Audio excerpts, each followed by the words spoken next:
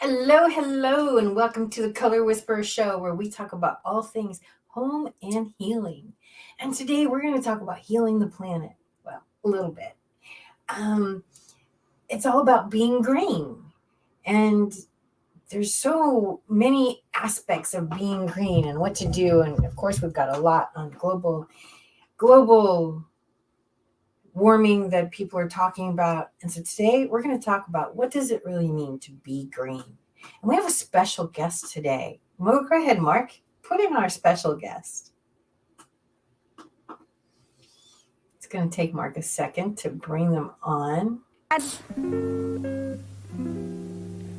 It's not that easy being green, having to spend each day the color of the leaves,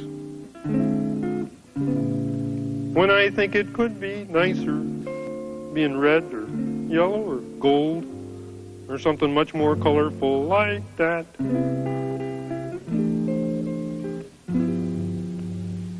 It's not that easy being green. It seems you blend in with so many other ordinary things, and people tend to pass you over because you're not standing out like flashy sparkles in the water or stars in the sky.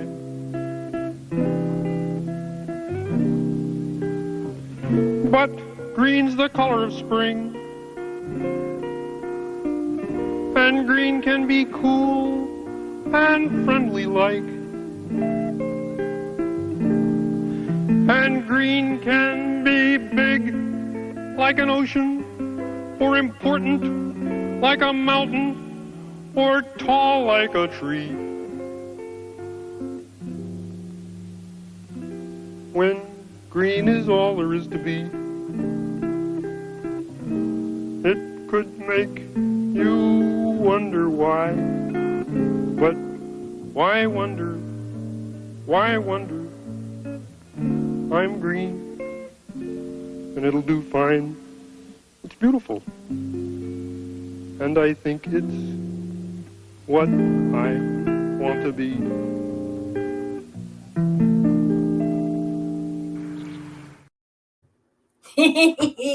You got to love Kermit because, well, you do. Anyway, it really isn't easy being green. There's so many different ways that you can be green and what you're looking at. And so, is it recyclable? How much impact does it have on the environment? What is its footprint?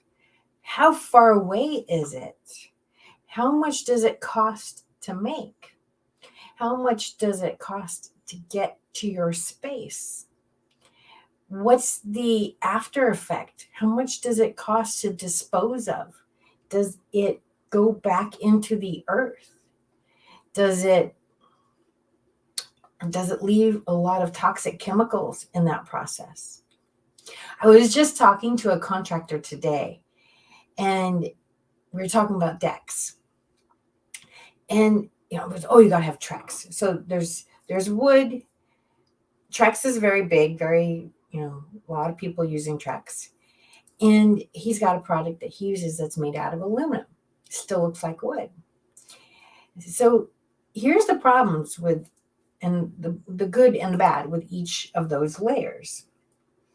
So wood, well, we have regular wood you're going to have to replace. And treated wood, they do make special treated wood for decks. But the thing is, it's got all these chemicals in it. So first of all, it doesn't last as long. You're using up trees, which we need.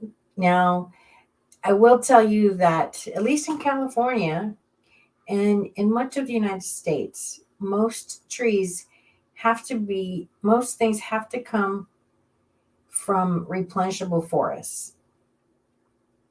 It still takes a lot less time to cut a tree than to grow a tree. But the United States, at least, most of the industry has to be replenishable. Now, we can get it from other countries that don't. That's another story.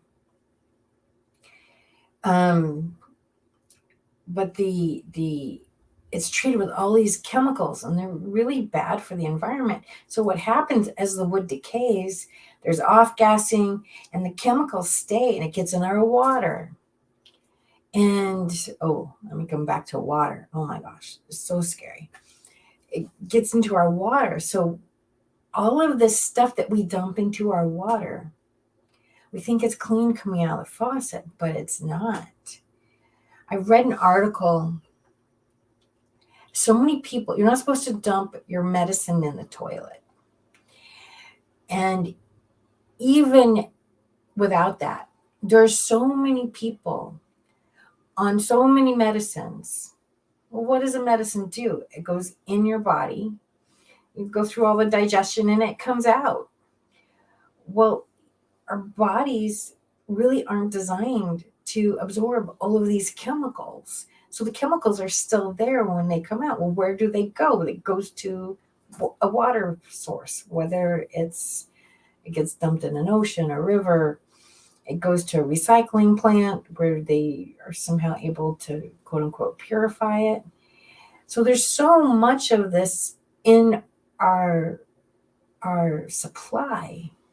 It doesn't always come out. So you can be drinking water fresh from the faucet, and it can still have some of these medicines in it. It still has all these chemicals in it that don't go away. And the more we flood our environment with these things, the more we have them. And our bodies can't process. They can only process so much of it. So they go on overload. That creates inflammation. That creates fat. Toxicity. That's the biggest cause of fat is toxicity. There's a lot of ways you can untoxic your body, but it takes a lot of work. And let's face it, A, most people don't know what that involves. B, it's a lot of work. It means really working on clean eating. And that's making sure it doesn't have chemicals on it. Finding a place that has food that's clean is difficult. It means really working out, having a real workout schedule. It means taking the right vitamins, the right foods, the right supplements to help that body go through all this toxicity. And, there's toxicity in our air. It's everywhere. But so this is what he's trying to avoid when he's working with Dex. He's like, hey, look, what if we don't take these chemicals and put them back in the earth? Because it goes into Earth's soil, that's nutrients. That can affect what we eat. That can affect, if you're growing food in soil that's got this stuff in it, it's going to affect the quality of the food. And again, it doesn't last very long. Treks last a while, but if you live by the beach or live by the ocean, water, it can get slivers. And again, it's highly treated, lots of chemicals. So he's got a new product, and it's aluminum. And aluminum, when it gets done, first of all, it's going to stay there forever. Like, it will probably outlast the owners of the house. But what if they move? What if the next person says, I don't want the deck. It's not important to me. I don't like it. I have children or dogs that would rather run on grass, or I don't know. There's all kinds of reasons, I suppose, where you might not want a deck, but maybe they want they want their own little golf course in their backyard. I don't know. I'm just thinking. So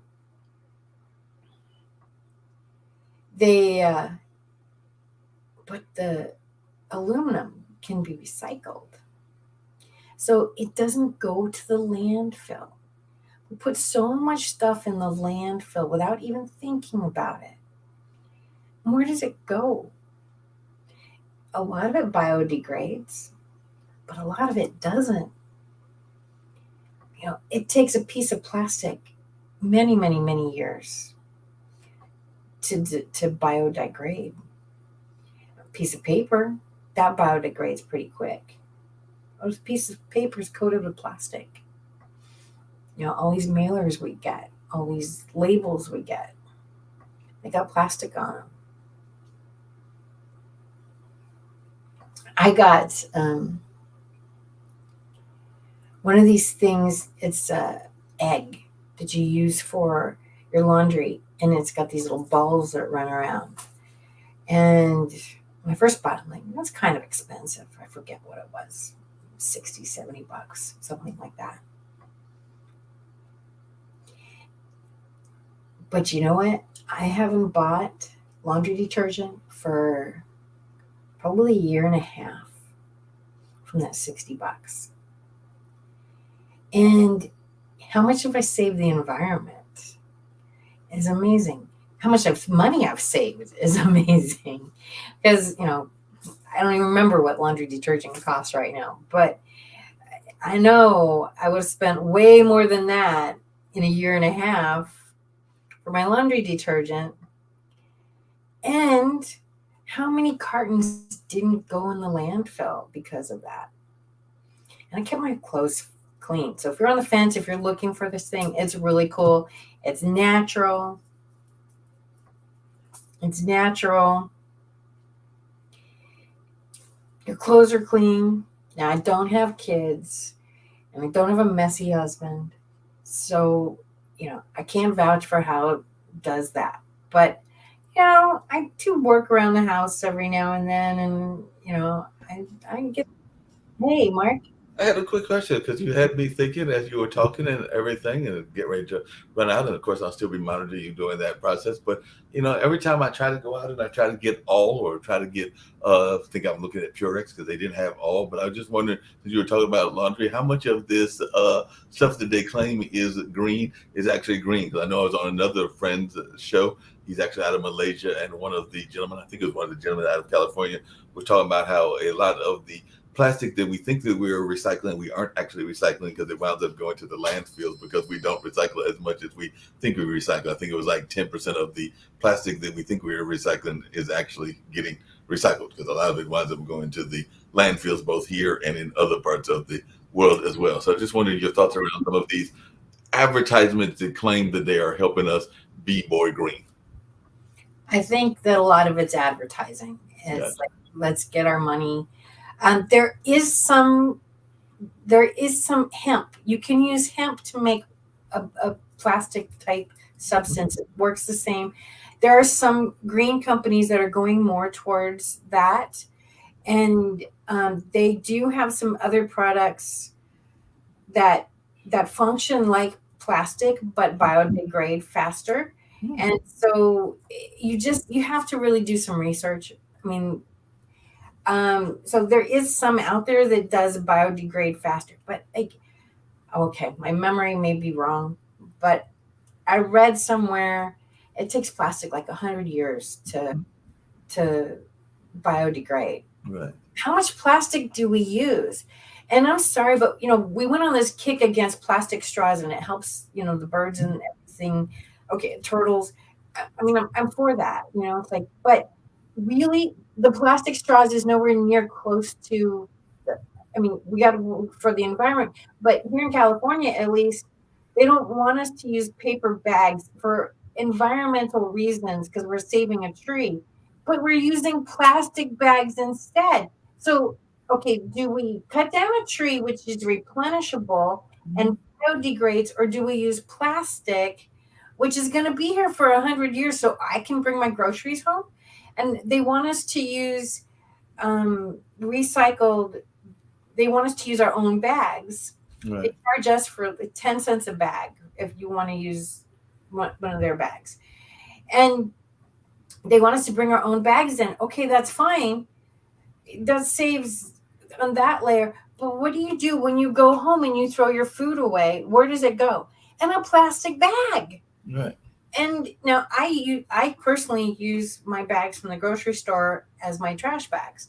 So they at least get 2 uses. Mm-hmm. But, okay, so we're saving the grocery stores, the bags, like we're saving some trees. Okay, that's fine.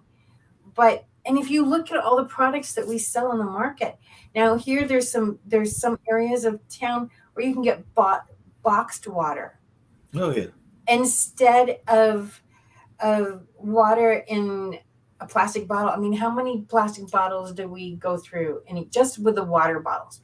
Yeah. So this company has created is boxed water. So it's the same thing. Works very much like a milk carton. Mhm. Wax and paper, and it biodegrades. Like, Yep. genius is this, and why wouldn't we take advantage of this? And I mean, does the same thing.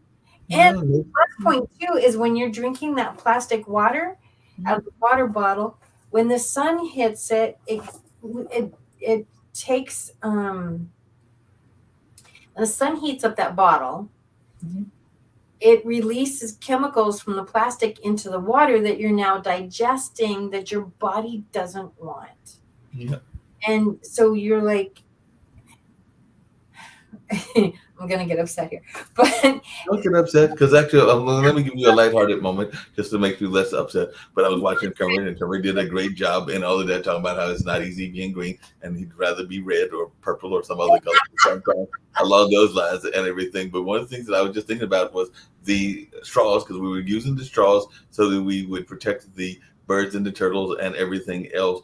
Are we not 100% sure? This is Mark Devin, his comedian moment and everything, that the turtles aren't using the straws to drink their drink. So I'm thinking that maybe the turtles are having their own little drinks with their little straws, and they're going like, hey, y'all are throwing this away. We found perfectly good use. We got this nice little can. We don't want to like sip it in the way that you humans do, guzzle it down. We want to use the straw as well. So maybe the turtles are borrowing our technology. I have no idea. I did see a video of a turtle, and the straw had gotten way, way up his nose and stuck. And the poor little thing, well, I mean, in theory, he could breathe because he could breathe out, but and it had gotten stuck when he was little, and he was now big, and it caused all kinds of problems. So I don't know, but anyway, the metal bottle, the plastic bottles, and the thing is, the heat affects it. So it could happen even before it gets to your house. Oh, I always keep my bottles in the shade or whatever, but it's got to get to the truck. It's got to get to the store. It's got to get from the factory all the way to your house. And I bet you it's in a lot of heat in some of those places. Yeah, a lot of heat. The Well, best I'm gonna turn it back over to you to talk more about recycling. I'm actually gonna transport Okay. from one location to the other and everything, but I do have my laptop with me, so I'll be able to monitor the show and everything. But definitely, I know you'll have all kinds of great insights and all along those lines. But I had to give you at least a moment of laughter with the turtle reaching over there having their straw. All right. So anyway, so back to, we were talking, I went on a few different tangents there, but so back to this aluminum. The aluminum goes back into the earth. I mean, it can be recycled. It can be melted down and recycled, and something new can be made out of it. So that's another thing you want to look at. We're just talking about, the boxed water versus the bottled water. Now, I have seen some videos. There's a lot of third world countries that are using plastic. They are they're making rugs with them. They're making mats with them. So like sleeping mats. They are taking them, and they're taking all of the recycled plastic, and they really truly are recycling it and turning it into all kinds of things. And I think that's amazing and fantastic, because why shouldn't it just have one use? I look at furniture. I love antiques. And I know right now it's totally unpopular to have antiques. Everybody wants something new, or at least something from the 50s or 60s. That's about as new as they want, or as old as they want. And, sometimes repurposing a piece of furniture can make a big difference. I had a client years ago. I thought this was a wonderful idea, and it really tickled me. His family had a old pump organ. So a pump organ, what an organ is. Before there's electricity, how did it work? so you had to pump air into the organ so that it would make sound. And so where you'd have pedals normally on a piano or even on an organ, they had just these two pedals, and you would pump them, that would pump air into it and let the, right? And it's Victorian. It was beautiful. It was a wonderful work of art. Had all this gingerbread and detailed pieces. Stunning, gorgeous piece. But time had gone by. Why are you going to pump an organ when all you can do is plug one in? Whoever originally had the organ was long gone. They didn't know how to play it, but it was his family heirloom. And Grandpa Joe, I don't know who it was, but let's say it's Grandpa Joe, played the organ, and they wanted to hold on to those memories, It was maybe Grandpa Joe played the organ every night while the kids went to sleep. That's what my dad did.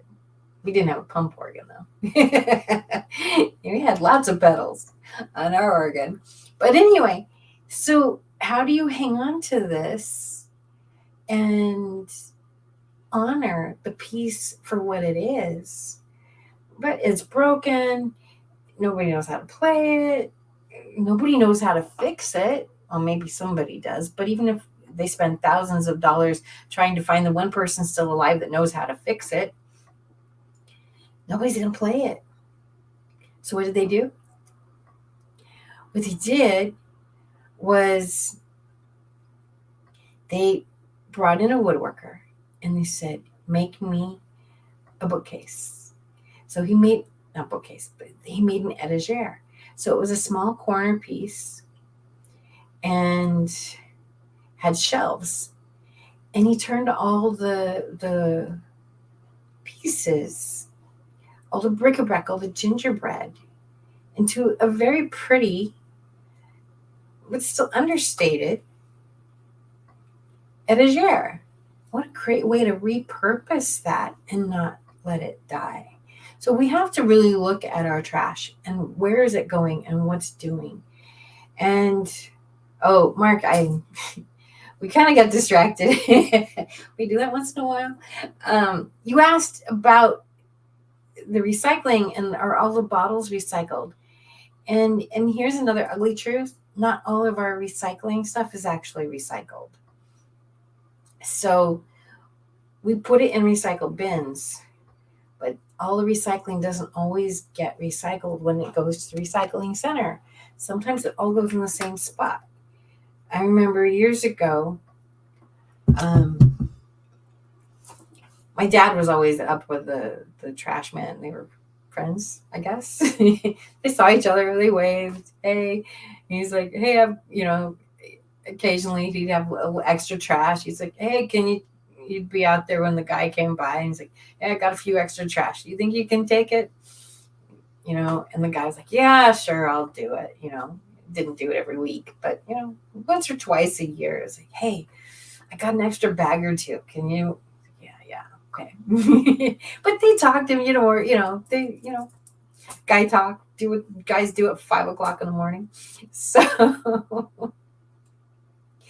but my dad would watch him with the recycled, and he'd take the trash can with the normal trash and put it in the bin. And then the same truck at the same time, he then would pick up the recycling bin and go on the same thing. And this is 20 years ago. But my dad said, well, why are we putting it in separate bins if you aren't? He didn't have the answer. So recycling there's a lot of things involved that go beyond us. But all we can do is really our share. And look at what we're buying. I talked about my little beads for the laundry. And it's been amazing. Now, it doesn't always work out that the least expensive thing that you're going to save money like that. I mean, that was, a year and a half. Laundry detergents, at least $10 lasts you couple, a month, maybe. I don't know. Depends on how much you do laundry. But, I've done a year and a half. And that's at least, 6 or 7 bottles that aren't in the environment. How many chemicals? A lot of those things are a lot of chemicals, and those things that they smell good. Right? Oh, okay. First of all, no, I don't like them. But a lot of those things, they've got so many chemicals and they hurt your body. And having that next to your skin, it can just make things itch. The little things you put in the dryer to keep everything fluffy, there's chemicals in there. And then you put them on your body. Your skin is your biggest organ of your body. I'm going to say that again. Your skin is your biggest organ of your body, because it absorbs everything. It absorbs the air. It absorbs what's stuff in the water. It's you putting something next to you that's got lots of chemicals on it, and those chemicals are going into your body. So we got to be careful with this, our biggest organ. What goes next to it? What are you doing with it? All the lotions you put on your body, what's in there? Air fresheners, very toxic. Many of them. I won't say all of them. Do your research. That's one I haven't researched a lot, I'll admit. But there are some natural oils that you can use with infusers, and you can still have a house that smells nice, but those aren't toxic. A lot of those other ones, they're very toxic for you. Lots of chemicals and ugh. So if you start looking at your makeup, oh my gosh. For a long time we were looking at cruelty-free makeup. And, I don't want some cat dying. So how many times do you got to test something? Like they shouldn't, But, the cats aren't designed for makeup or whatever. They use different animals. But it's different. Their skin's different. Their bodies are different. We don't have fur. This isn't, let's use natural products that we don't have to test. We know these natural products are okay because if they're natural products, they're safe. They've been used for hundreds, thousands of years. Let's work with things that we know don't cause reactions. And if you look at a lot of the things that we use for our daily ablutions, deodorant, oh my gosh, there's metals in there. One of the biggest causes of Alzheimer's disease, well, there's 2. One is too many metals in our body. Another one is not getting sleep. His name is Dr. Fortney, wrote a book on this. And he talks about how lack of sleep is one of the biggest causes of Alzheimer's. That was his specialty, one of his specialties anyway. He had a long career. And what happens is that's when our brain rests. That's when our brain restores. And if we're not getting enough sleep, our brain's not able to repair the damage. So it's kind of like you're just constantly having sandpaper there. Bam, bam, bam, bam, bam, bam, bam. So if you're not sleeping well, if you're not sleeping enough hours, I know with different ages, like, well, I can get by with only 2 hours of sleep.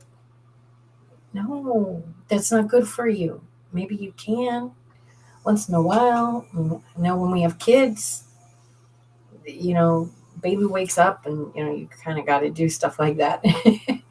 But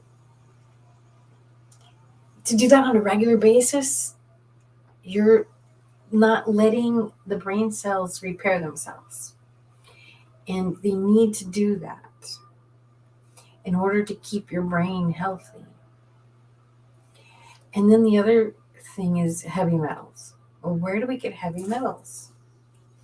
There's a lot of places we get heavy metals. it can, and one of the places we get metals is with deodorants. So look at what you're buying. Really look. They do make some natural deodorant. If you're somebody who really does sweat a lot, you may need to look at some, I don't know that they work that great. But they're always finding new things to do there. So just really look at what's in your stuff and do the research. And it takes a lot of work. And this is why I say it's not easy being green. Because if you want to be green, you've got to really look at all the aspects of what it is you're buying. What are all the chemicals in it? What do those chemicals do to your body? What do those chemicals do to the environment? What happens when these chemicals decompose? One of the things I've recently learned, so one of the big going green movements is having the windmills for, I'm sorry, I've got gardeners on both sides of me. I hope you guys can't hear it. I need to tell them they can't come during my podcast. Anyway, I was talking about, oh gosh, what was I talking about?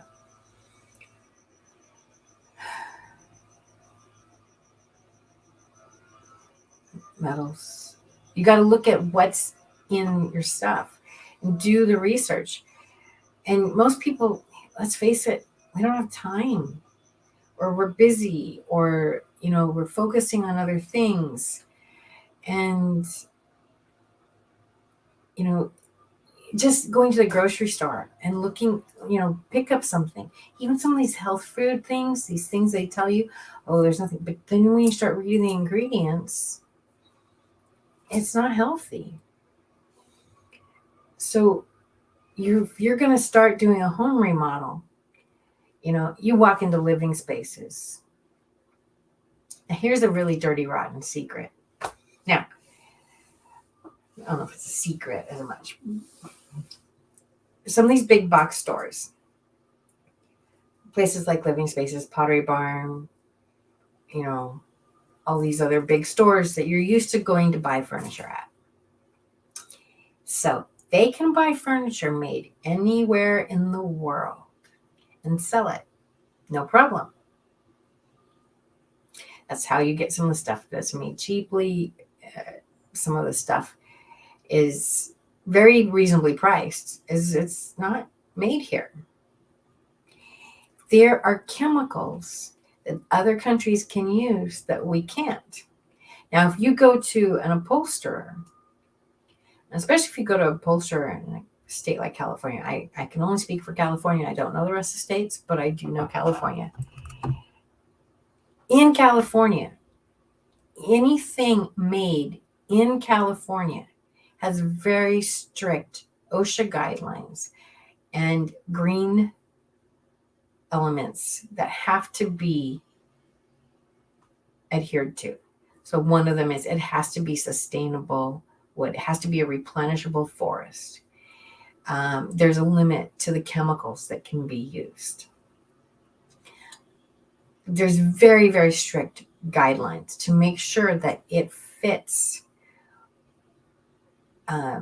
So there's a company called LEED. It's a LEED certificate, and it tells you what the footprint is on any given material. If your product is LEED certified, or if you are working with a LEED certified architect or designer or contractor, they know about these things. They're focusing on these things. So if something has that eco thing, that's great. And that'll be the next topic.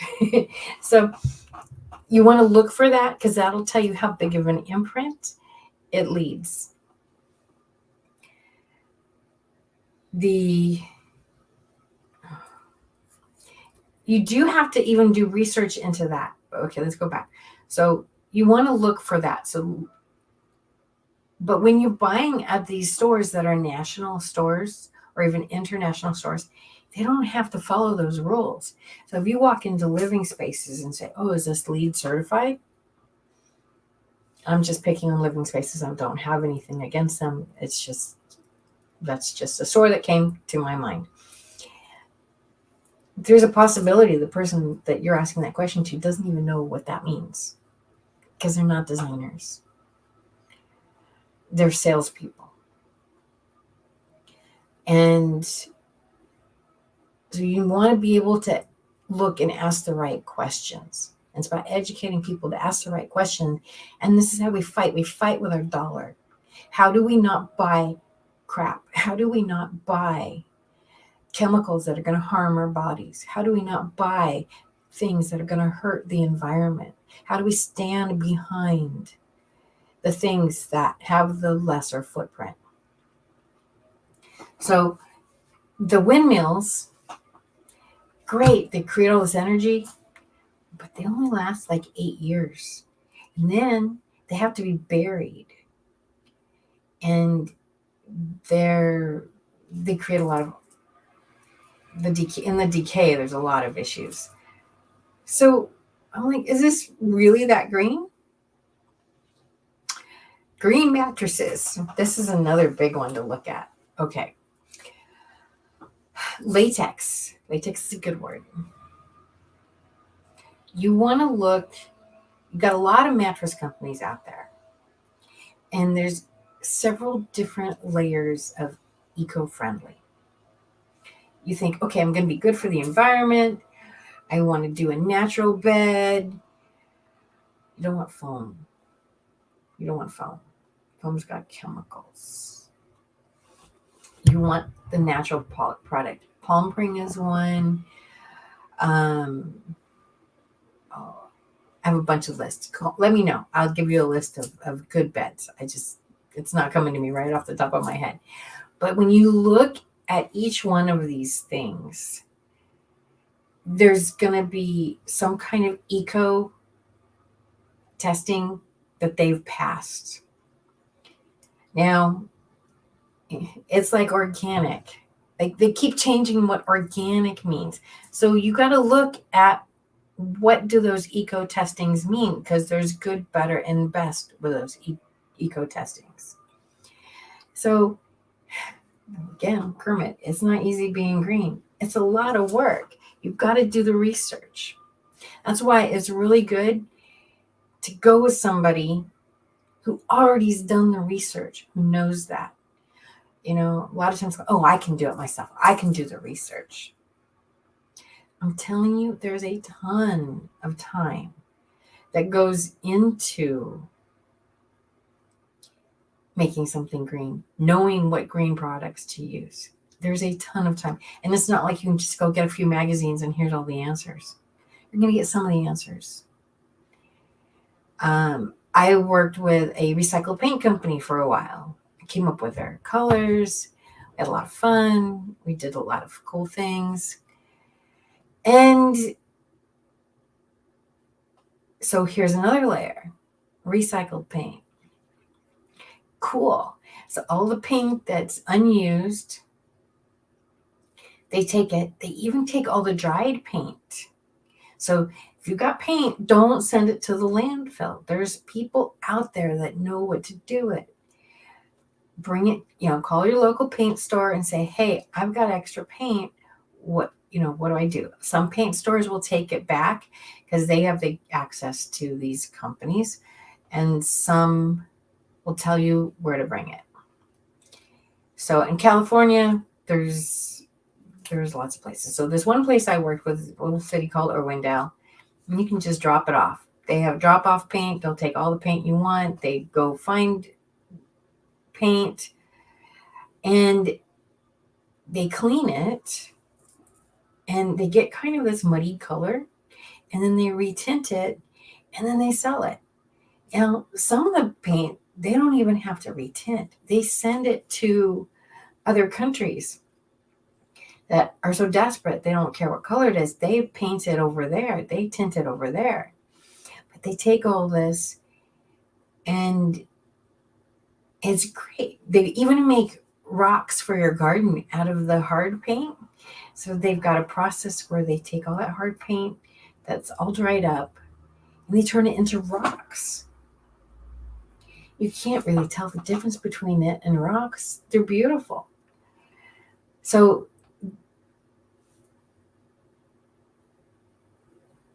but oh man, I'm sorry, the gardeners are just distracting me. I'm trying really hard. So the paint recycling is another way that you can look at it. But then people are like, oh yeah, I want to have recycled paint. This is awesome. But then, oh, is it VOC free? Well, no, it's not VOC free because there's no way they can take those VOCs out. Remember, we were talking about taking chemicals out of stuff. It doesn't come out. It doesn't come out. So, and they're getting paint from too many places. And it's not just VOC free paint. So the only way they could get VOC free recycled paint is if all the paint they got to recycle was VOC free. Now, they might be able to do 2 bins or something right now, but the VOC free paint, it's just the system at this point in time isn't there. At least not with this company. Maybe they've, it's been a few years. Maybe they've upped it. I don't know. But it's really, and you don't know where the paint is coming from because they're picking up used paint. So one of the places they would pick up the paint, they just took all the extra paint and they dumped it all in bins, buckets, big like oil barrel type things, and they just poured it all in. So how do you make sure that all that paint is truly VOC free? So anyway, it's not. So then you've got clients go, oh, I have to have VOC free paint. Okay. Do you want recycled paint or do you want VOC free paint? There's all kinds of arguments over VOC is what harm do they do? I haven't done enough research on that to really have a statement. But that's the thing. So here we have a choice. Do we want VOC free paint so we're not adding chemicals to the environment, we're not getting the off-gassing in our home affecting our health? Or do we want something recycled that probably has some VOC free paint in it and probably has some that's not? And we're recycling, doing something used. So being green isn't just as good for the environment. Well, recycling the paint is good for the environment too, because it's not going into the landfill. It's not going into the water. It's not going into the oceans. Okay. So there's a lot of different ways of looking at what does being green mean. And you got to decide for you which one is right. Which one goes with your values? Which one is going to have the biggest impact on your life, on the planet? We've got the mountains, and like, what did Kermit say? We've got the mountains, we've got the oceans. There's so many things, all the flowers. What we put in the water affects the whole earth. What we put in the water goes up into the sky. It comes back down in rain. Those chemicals, yes, some of them definitely dissipate, but do they all? What we put into the water goes into the ground. When we put toxic waste out, the rainwater comes down and it pushes it away. It runs it other places and it goes into the ground. So we really need to look at what is important to us about being green. How many of those little boxes can we fill? Some people don't care about VOCs. Doesn't faze them at all. Open up the windows 2 or 3 days, it's gone. Okay. They care more about recycling a product that doesn't go into a landfill. Others care more about off-gassing. There's some people who are very allergic to the VOCs. That's not a choice for them. They need the VOC free. They can't handle the off-gassing. They're making a choice for their body. So, anyway, I think I could go on and on. We've only barely scratched. We haven't gotten into light bulbs. We haven't gotten into, so many different aspects of all of this.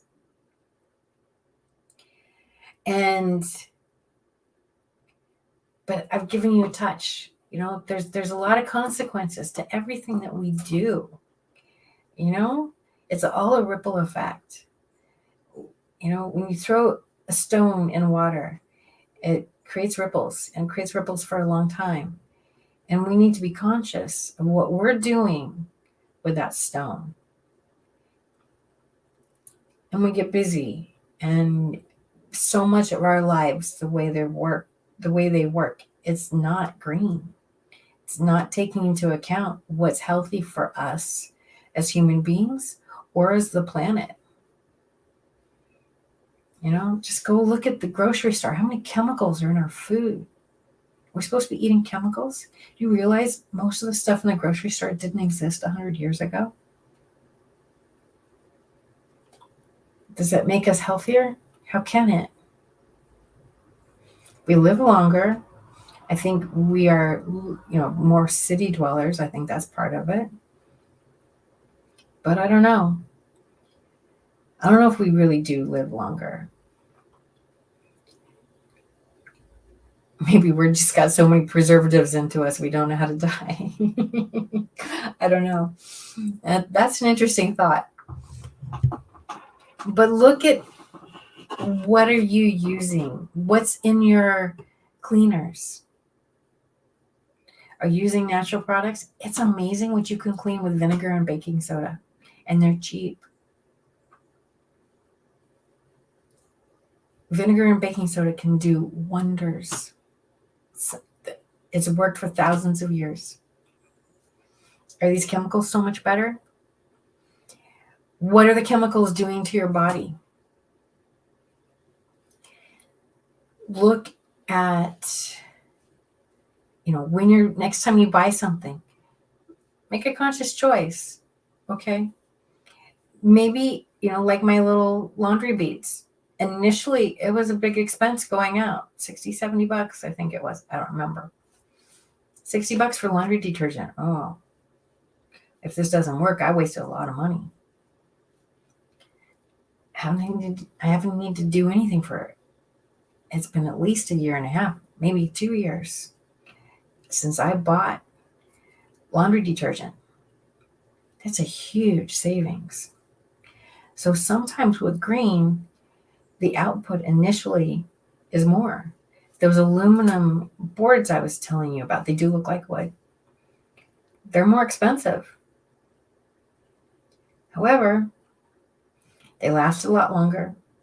The impact on the world is a lot better. So you got to sometimes put your money where your mouth is. What's important to you? All right. Well, on this note, one way it is really easy to be green. I think, Mark, are you around? Yes, I hope so. One way it is very easy to be green is putting green stuff in your body, good, healthy stuff in your body. And with that, one of the easiest things to do is work with Can-Do spices. And we love them. So they are a great way to get those natural nutrients in your body that you absolutely need. So go get your Can-Do spices and do one thing good for your body, and just look around. What ways can you do better for the environment and for yourself and be green? Thank you.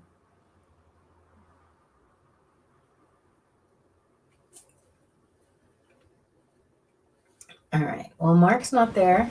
Look how pretty those trees are. Talk about being green. Look at that. They're so beautiful. Hey there. I just popped in. I just popped in really quickly and everything. I'm actually outside at the bus terminal getting ready to get on to my haircut appointment and all of that. But I was like, wait a minute. It must be time to end the show and have Can-Do spices. So yeah. I was like, let's go on and get that done and everything. So I saw that you were winding down, so we can at least get this done and all in that way. So that's what I'm doing. So we'll see if we can't get some Can Do spices to get you on out of here and all of that. But yeah, that was a good conversation. I was hearing part of it on the bus and all along those lines. But let's see if we can find some Can Do spices to get us on out of here and all in that kind of way. So let's see if I can find it. That's the challenging part when you're out and about. Ah, I found it. Yay! When you see me, don't assume you know. But before you fall into conclusions, wrong one. let me pick you up. You know how people love to enjoy food and don't understand how to flavor their food or how to replicate a meal? They're interested in supplements but don't know where to begin? Well, what I do is you know how people love to enjoy food and don't understand how to flavor their food or how to replicate a meal? They're interested in supplements but don't know where to begin? Well, what I do is I take the guesswork out of enjoying flavor and wellness with my flavorful spice blends so that they can create delicious meals with healing benefits. Can Do Spice was created to help cooks at any level enjoy healing through food. Every spice blend was designed to give added health benefits of natural herbs. Every blend is complete. There's no need to add any additional spice for a delicious meal. Saving you time and money while adding supplements to your meals can be both tasty and fun. My earliest memories in the kitchen began with my father, Kenny Can Do Bond, so it was fitting that I would name this line after him. I have always looked to natural remedies to supplement the body, and I found myself hiding herbs and minerals in foods for my family. That's when it hit me. Everyone needs Can Do Spice. Everyone should be having this.